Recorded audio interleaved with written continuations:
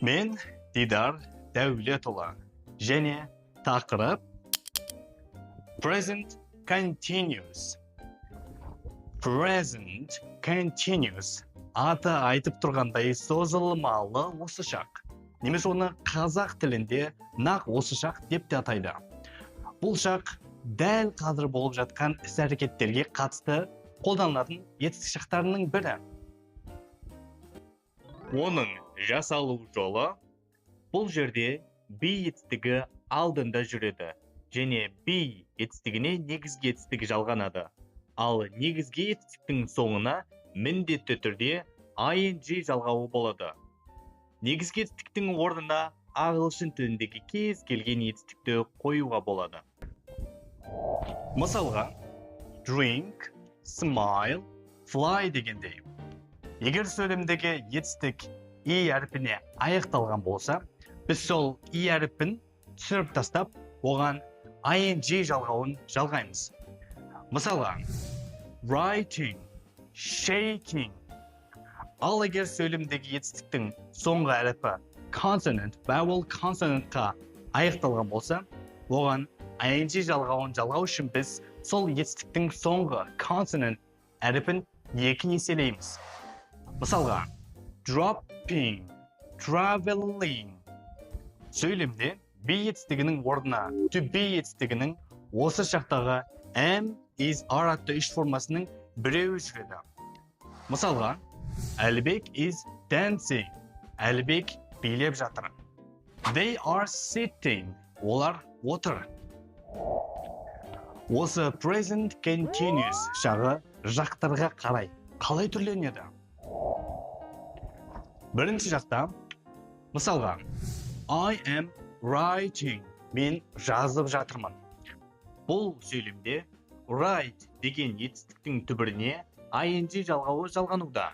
Және ол бірінші жақ болғаны себепті am атты to be етістігі қолданылып тұр.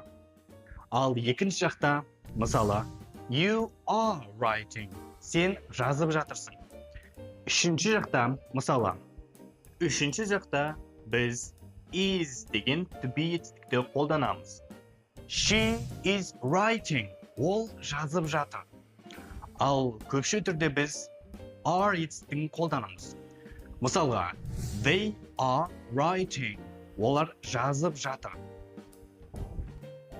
Келесі кезекте present continuous жағы сөйлемнің болымды, болымсыз, сұраулы түрлеріне қарай қалай ажыратылады?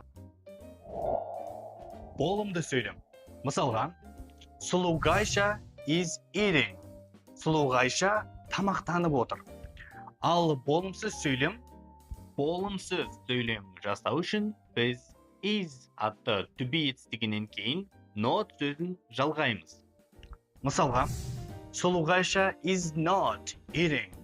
Сұлуғайша тамақтанып отырған жоқ. Ал сұраулы сөйлемде, мысалға, сұраулы сөйлем жасау үшін біз is атты to be етістігін сөйлемнің басына шығарып жібереміз. Is Сұлуғайша eating? Сұлуғайша тамақтанып отыр ма?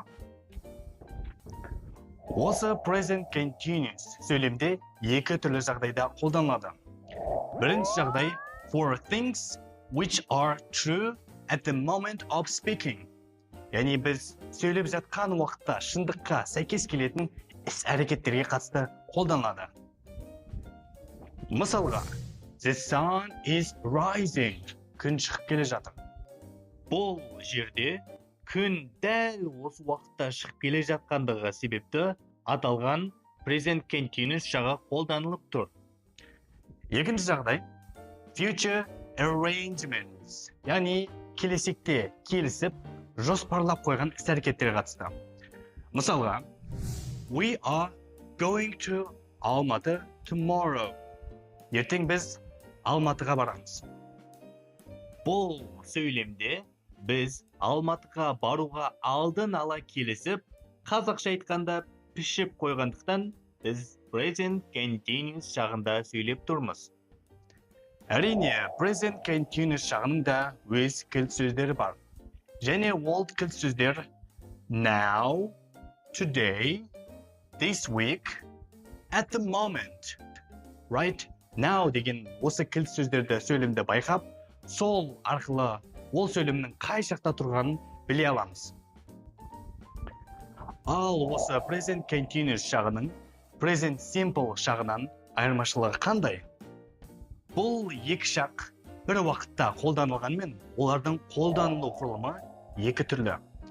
Өйткені present continuous ол тура осы шақтың айналасында дәл қазір жүріп жатқан іс-әрекеттерді білдірсем, present simple бұл осы шақта күнделікті немесе жиі іске асатын іс-әрекеттерді білдіреді. Мысалға, I am having dinner. Мен кешкі асымды ішіп жатырмын. Және I have dinner every day. Мен күн сайын кешкі ас ішемін. Мұнда іс-әрекет дәл қазір орын алуда. Ал мұнда іс-әрекет күнделікті орын алуда. Ал біз егер сөйлемде often, sometimes, rarely, usually деген сияқты тағы басқа үстеулер кездессем, ол сөйлемнің present simple шақта екенін бірден анықтай аламыз. Сонымен қатар егер belong, like, love, hate, understand, feel, seem атты етістіктер сөйлемде келсе, оның present simple шақта тұрғанын анықтай аламыз. Мысалы, I don't understand. Мен түсінбедім. Мұндағы сөйлемді егер I am not understanding деп present continuous жағына өзгертсек, ол сөйлемнің мағынасы жоғалады.